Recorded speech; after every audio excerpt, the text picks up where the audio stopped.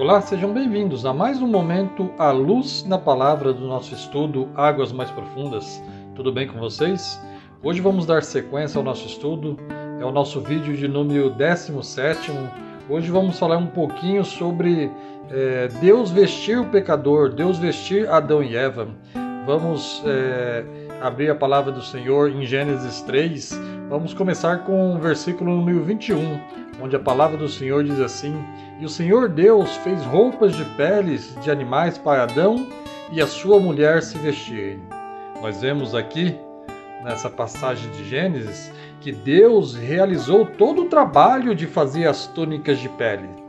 Se isso fosse apenas uma questão de conveniência, se isso fosse apenas uma questão de conforto, ele poderia ter pedido para Adão cuidar pessoalmente disso, ele poderia ter pedido para Adão cuidar e confeccionar as vestes.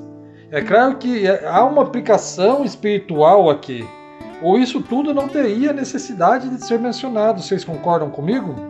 A ideia é que Deus providenciou ao homem algo que ele não poderia providenciar por ele mesmo. Não é verdade? Então, antes que o homem pudesse ser coberto na vista de Deus, um animal deveria sofrer e morrer. A necessidade de se cobrir em decorrência do pecado. A cobertura perfeita não poderia ser criada pela obra do homem, como ele tentou criar, se cobrindo com folhas de figueira. Mas ele deveria ser coberto pela morte ou sacrifício de um inocente. O que aconteceu com Cristo Jesus?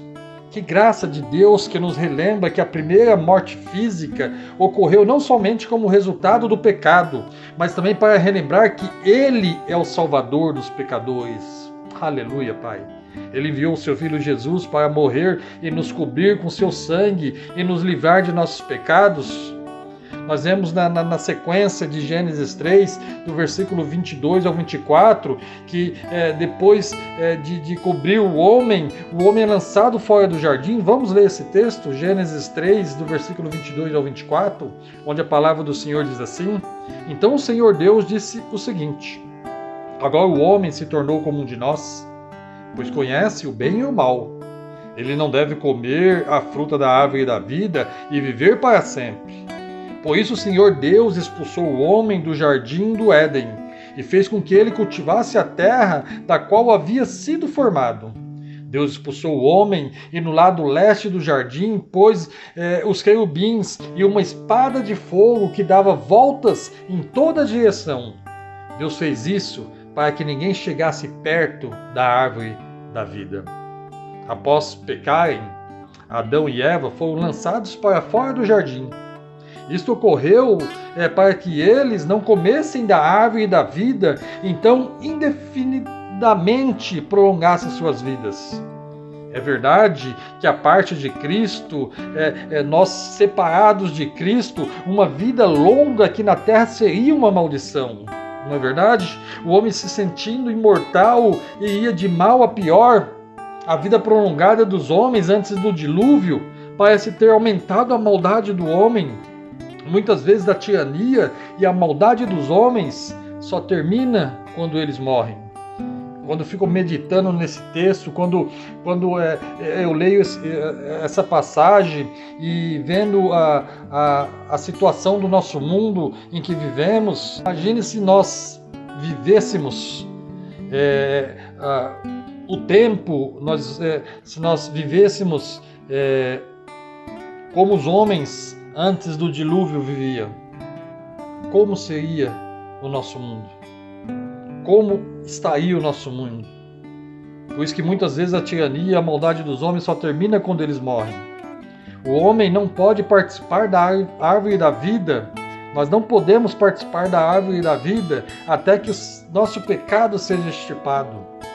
Apocalipse 22, do versículo 1 ao 3, a palavra do Senhor diz assim: Então o anjo me mostrou o rio da água da vida, que claro como cristal fluía do trono de Deus e do Cordeiro.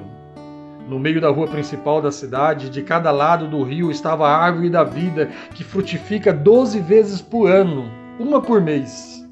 as folhas da árvore servem para a cura da nação.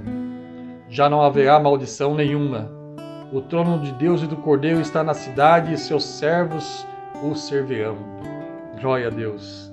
Eu amo essa passagem e fico imaginando, a árvore da vida frutificava uma vez por mês. Ou seja, nós tínhamos fruto todos os meses. Adão e Eva tinham o fruto todos os meses ali, o fruto da árvore da vida.